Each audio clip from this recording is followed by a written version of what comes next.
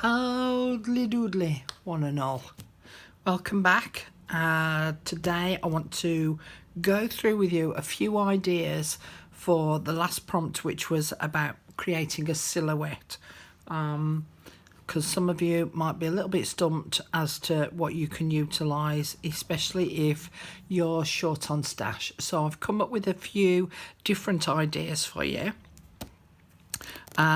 I have collected over a period of time a certain number of magazines, different types of magazines. So I've got a fashion one about watches, one about gardening, different subjects, so that there are images within there that I could actually utilise. So in this particular magazine, I've just pinpointed a few pages that I wanted to show you, if I could find it, as an idea. Because in some magazines you might already find an image that is already a silhouette. So if I bring it up a little bit closer, so as you can see, the foreground is already sort of pretty much blacked out. So that could be cut out and stuck on your page. You don't have to do any more to it. If you wanted to highlight it a little bit more, then you could do, but it's an image that's already done. Another idea is to colour in an image using, say, a black marker pen, and I've just done one very quickly here. I wanted to use a very obvious shape, which was this lion. Yeah, all right, I'm lying. It's an elephant. So you could choose an image that you could colour in with your black marker pen, so long as it's a strong outline that you can actually recognise what it actually is. So as you can see, this is not a lion. But again, going back to the fashion magazine, so an image like this, for instance, again, you could cut this out and you could colour her in using the black marker pen, because that is a very definite shape of a female that you could colour in, and you would be able to see that that's what it was, and you've already got an instant recognisable picture. So whether it be something that you print off Tinternet, my elephant, or whether it's an image that you choose from a magazine and then you can either paint it or colour it in, then you've got something sort of fairly instant to act as a silhouette. Now on the back of that, something that you could use to colour in, many of us have these Mr. Tim's paper dolls. And if I actually, let me sit them on a piece of black card, and then you'll be able to maybe see them better.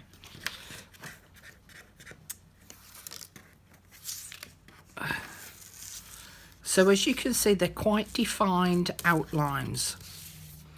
And it becomes even more obvious about how defined those outlines are if we flip them over. So you can see that that is a person who is holding onto a skirt. You can see that this is a person holding onto a little boy's hand. You can see that this is someone who is sitting down, and you can see that this is someone who's prancing about. So you could colour in either side, but you might be better off colouring in this background here because it's plain white and it's going to be easier to colour in, using again your black marker pen or with some paint. All you then need to do is to find a background that you can then attach them to. Now I'm just going to talk to you about the background. Reaching over. A while ago I did a video about if you were bored, fed up, had enough, go through your magazines and your pictures and your images and cut some out, and I showed that I stored mine in these plastic wallets. So I've got two different wallets here, and I can never pronounce this word. It's either ethereal or ethereal. I think it's ethereal. So they create a little bit of an ambience sort of thing. So, it's images like this. Let's put that one to one side a moment. And this one. So if you imagine, let's say her, coloured in and then attached onto the background image, you start to get an idea of the sort of thing that you could create. So I've got all these different types of images here, and in fact some that would already act as a little bit of a silhouette. And in fact this Buddha would also, I could colour that shape in, and that would act as a silhouette as well. But you kind of get the idea, don't you, that, you know, there's all these different images. So if you're going to utilise something like the paper dolls, then you need a background image to put it on. I'd also got these, what I've called handmade papers. Now, they're not handmade papers, but what I did was I'd got a book that a lady had done about the handmade papers that she made, and some of them are just so beautiful and really appeal to me. Oh, that way up, that was it. But again, you can imagine putting a silhouette on some of these pictures and they would stand out beautifully. And in fact, here's one again that if I just darkened it all up with a little bit of that black marker pen, you know, then I've got a silhouette already ready there. Okay, so again, just to give you some ideas and inspiration, I'm going to keep those out for a moment, because one of the other forms of creating a silhouette is to use punches and dies. So with an image like this as the background, if I used my Thinlet dies and I cut these out of black paper and then arranged them as though they're right at the foreground, so if you imagine that that is the scene, and then I arranged all of those across the bottom here to make it look as though it's the field, as though I'm really low down in the ground taking a photograph, and did those in black, then it would create a really nice image. But you could use your stamps and your die cuts, your punches and your die cuts.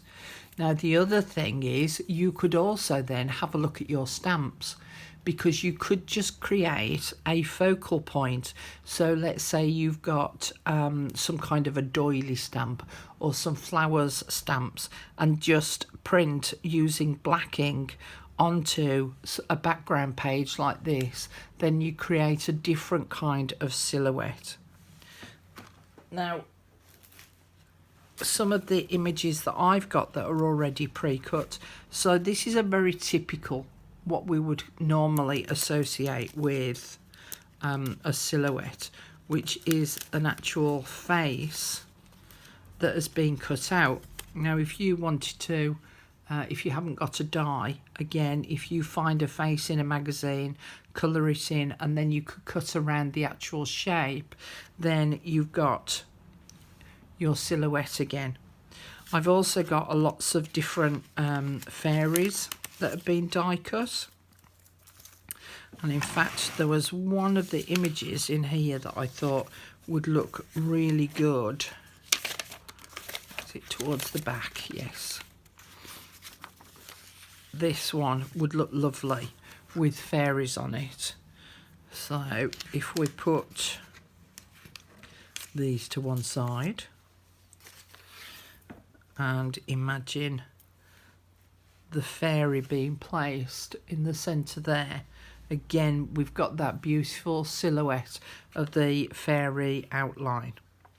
So I think that this is what I might actually use in my journal. I might just highlight around the edges and do those black to just accentuate it a little bit more, so that it helps to make the fairy stand out really well.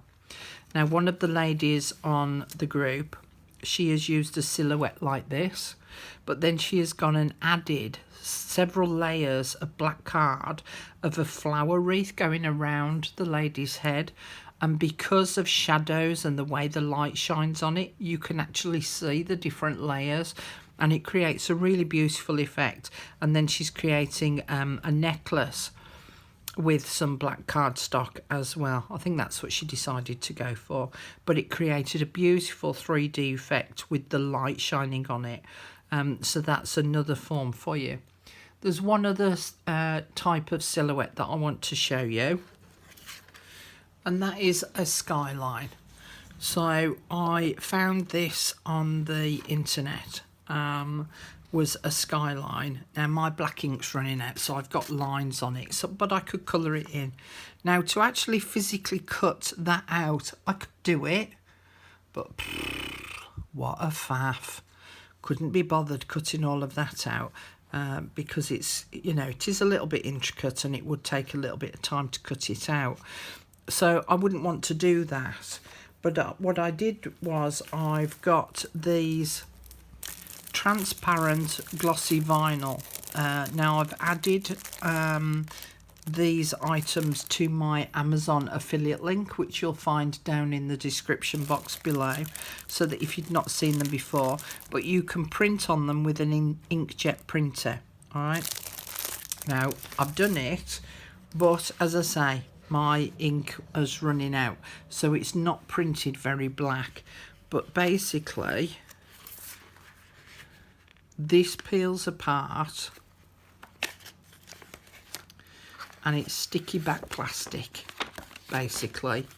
But if I just hold that back, whoop, come on, play nicely so that you can get an idea, and I attach that onto a piece of lovely decorative background. Let me just bring it up a bit closer for you to see.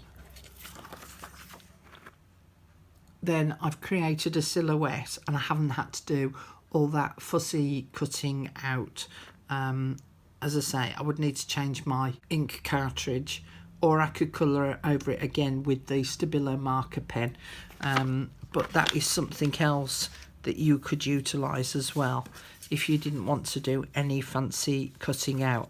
So I hope that that's given you a fair few different ideas about maybe looking at your stash, what you've got, what you could utilise, and just thinking again just outside that box a little. So I'm not going to do my page now. I'm going to go away and think about which one I want, which technique I want to use, and I'll show you it in a future video. I'm going to go on to today's prompts. It's going on to the prompts for the 11th and 12th of April. Just going to get my cards out. I think I used the last one up there. I did. So I want those two. And I've already changed the date on this to the 11th.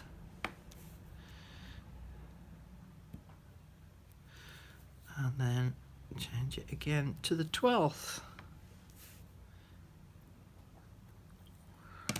Alright, so the prompt for the 11th of April, I gave the list of prompts to the moderators and I got them each to choose one of the prompts that they would like to see. So this is Julie's prompt, and she chose make your own washi tape and use it. So think of all the different types of materials that you've got where you could actually make your own washi tape. So it could be ribbon, it could be fabric, it could be paper, it could be masking tape, it could be micropore tape. You know, think about ways in which you can make your own washi tape, but then also think about ways in which you would use it in your journal, okay? The prompt for the 12th of April is spot the